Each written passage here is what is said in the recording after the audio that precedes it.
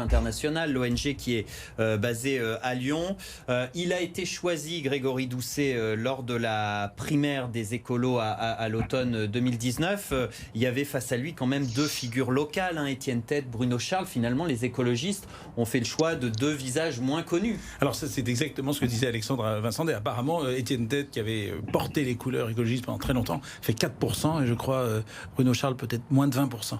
Mais quand vous dites qu'il a été choisi, en fait, c'est pas ça. Il a introduit une nouvelle façon de faire du choix du leader. Il a inventé un nouveau mouvement qui s'appelait Changer Lyon, qui est très au-delà. Anne Hidalgo qui est réélu à Paris. Comme le disait Alexandre Vincent, il y a plein de gens nouveaux aussi sur cette liste.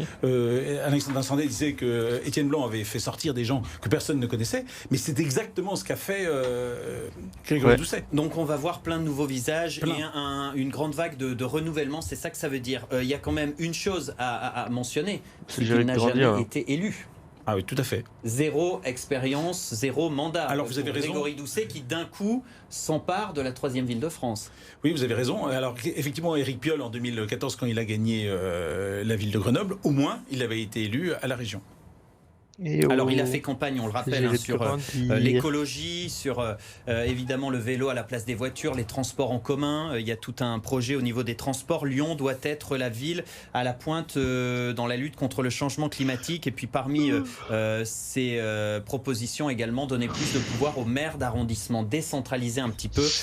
On verra tout ça. Voilà donc pour vous présenter un petit peu qui est ce Grégory Doucet qui s'empare donc de la ville de Lyon. J'accueille Jimmy Ribeiro. Bonsoir. Bonsoir. Merci d'être avec nous sur BFM Lyon. Alors, vous êtes candidat sur les listes Europe Écologie Les Verts à la métropole, dans la circonscription Lyon-Nord. Oui. D'abord, évidemment, à chaud, votre réaction à l'élection de Grégory Doucet. Un message, appelle-le. Il était favori, c'est confirmé. C'est la fête ce soir chez les Verts. Alors, je pense que c'est une victoire qui va au-delà du parti Europe Écologie Les Verts.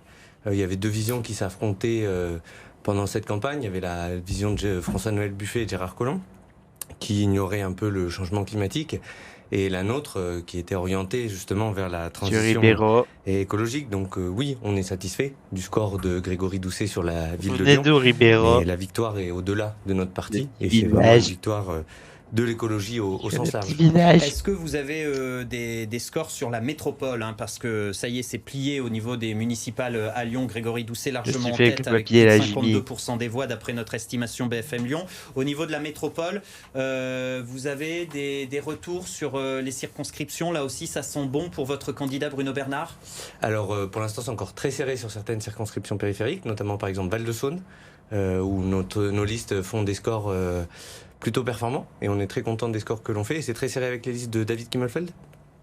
C'est pas le raz-de-marée au niveau de la métropole, c'est pas le raz-de-marée pour les écologistes? Alors on a encore du mal à le dire au niveau des circonscriptions de Lyon, puisque c'est encore très serré entre les listes menées par François-Noël Buffet et les listes menées par Bruno Bernard. Donc pour l'instant, on n'a pas une vision claire sur les résultats à la métropole. Vous savez que beaucoup d'électeurs et beaucoup de vos adversaires sont inquiets de votre arrivée au pouvoir. Vous faites peur, vous êtes parfois présentés comme des épouvantails, notamment par rapport à la politique économique. Là, tu fais quoi? Qu'est-ce que vous pouvez dire à tous les Lyonnais et grands Lyonnais qui nous écoutent ce soir, simplement pour les rassurer, en tout cas ceux qui n'ont pas voté pour vos listes? On dirait qu'ils veulent tabasser. Oui, vous l'avez dit, on a un peu mis en épouvantail. La campagne a été dure. Il y a eu un peu des noms d'oiseaux qui ont circulé dans la presse. Donc c'est quelque chose auquel on s'attend. Après, là, il y avait le temps de la campagne. Maintenant, je pense qu'il faut un temps où on apaise les choses. Il y a une crise économique qui se profile. Donc il va falloir qu'on travaille avec tout le monde, peu importe l'étiquette politique. Bruno Bernard l'a dit, s'il est président de la métropole, il travaillera avec les 59 maires des communes. L'économie ne va pas s'effondrer? Avec vous au pouvoir. Ah oui, d'accord. Oui, non, avec nous au pouvoir, je ne vois pas pourquoi elle s'effondrerait. Il n'y a pas à avoir peur. Élodie, je me tourne vers vous. On va voir notre estimation BFM Lyon, les scores pour la ville de Lyon. Frérot. Avec Grégory Doucet donc, qui arrive en tête, 52,6% des voix pour le candidat d'Europe Écologie Les Verts. La page qui se tourne donc à Lyon de Gérard Collomb. Yann Cuchera, le candidat soutenu par Gérard Collomb, arrive en deuxième position avec 29,7% l'abstention des 62. voix et 17% pour Georges Kepenekian. Le taux d'abstention à Lyon également, Léo, très fort, 62% d'abstention pour ce second tour des municipales à Lyon. Merci Élodie. Élodie. On file du côté de Gerland au Ninkasi. C'est là que se retrouvent ce soir les militants des Verts. Le QG, c'est Florent Bonnard qui est sur place pour BFM Lyon. Florent, est-ce que l'ambiance est en train de monter avec cette élection de Grégory Doucet, donc futur maire de Lyon? Oh non, je vais y aller. Alors l'ambiance, elle est montée notamment du côté des journalistes qui sont très nombreux, des journalistes de la presse nationale, de la presse locale, car vous le voyez, tout le monde veut rentrer dans cette salle du Ninkasi KO. On est tous à attendre évidemment à l'entrée de pouvoir entendre les premiers mots du nouveau maire de Lyon, Grégory Doucet, qui devrait prendre la parole dans quelques minutes à la tribune. Mais pour l'instant, eh bien, les portes, elles restent fermées pour les journalistes et aussi pour les quelques militants qui se pressent à l'extérieur. Ouais, Alexis, pas de possibilité pour le moment de pouvoir dire. rentrer. La garde rapprochée de Grégory Doucet et de Bruno Bernard sont en Grand train d'installer malheur. la salle pour pouvoir accueillir tout le monde, pour pouvoir commencer la fête. Quoi? Évidemment pour ces prises de non parole que vous pourrez suivre sur l'antenne dans quelques minutes. Donc pour l'instant, oui, c'est la fête, mais tout le monde s'affaire. C'est la fête. Pas encore, elle n'a pas encore réellement débuté, mais en tout cas, tout le monde s'affaire pour accueillir tout le monde, pour que tout le monde puisse travailler dans les conditions correctes, pour recueillir la parole du nouveau maire de Lyon, Grégory Doucet, et surtout pour que les militants puissent commencer à faire la fête ici. Ensuite, tout le monde ira au QG réellement. C'est où c'est le Bélix Burger dans le là 7e arrondissement, près de la place Jean Massé, pour continuer à faire la fête. Merci beaucoup Florent Bonnard depuis le Ninkasi QG des Verts ce soir. Jimmy Ribeiro, candidat Europe Écologie Les Verts sur les listes à la métropole.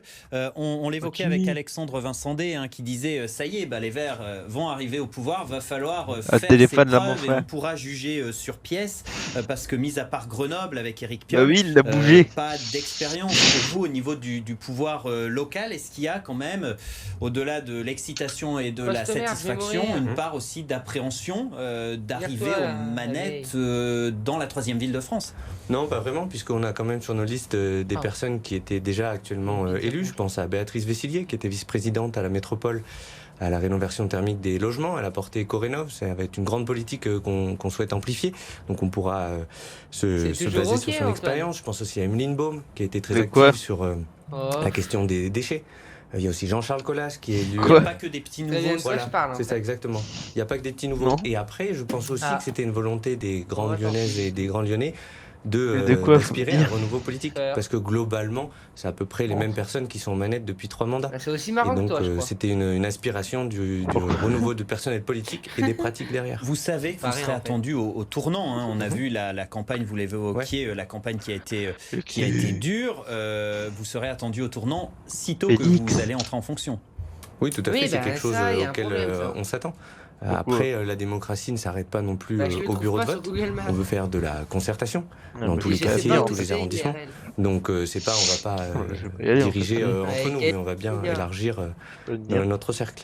Vous restez avec nous, 21h28 sur BFM Lyon. On fait une petite pause et puis on se retrouve pour la suite de cette soirée électorale sur BFM Lyon. Avec donc l'info de la soirée. Pour l'instant, l'élection de Grégory Doucet, le candidat des Verts à la mairie de Lyon. À tout de suite.